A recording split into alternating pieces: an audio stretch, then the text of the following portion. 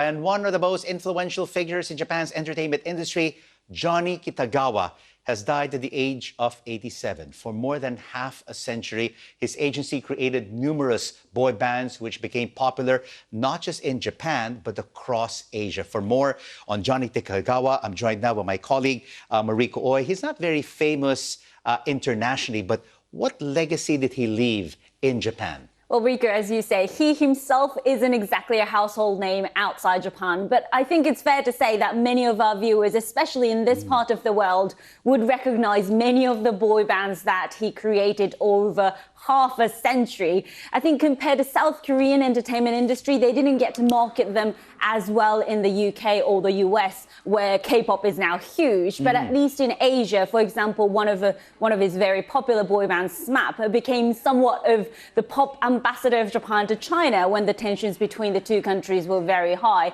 Johnny Kitagawa himself, he was recognized 3 times by the world's Guinness records. He was responsible for 232 #1 singles. Wow, that's fantastic.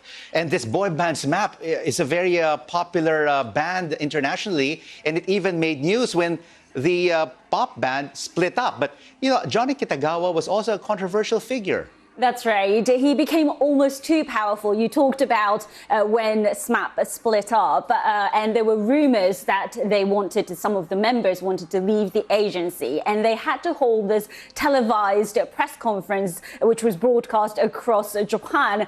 And that raised some eyebrows because they all wore black dark suits, looking really serious and somber, apologized to their fans for making them worry. But the apology was also addressed to Johnny Kitagawa himself.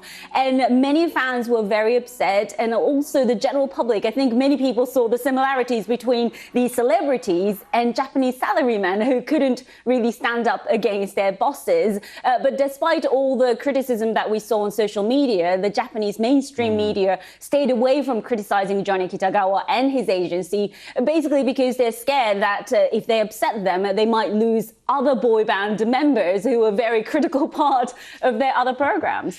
Johnny Kitagawa's legacy will live on. Thank you so much for sharing us about his story, my colleague Mariko Oy.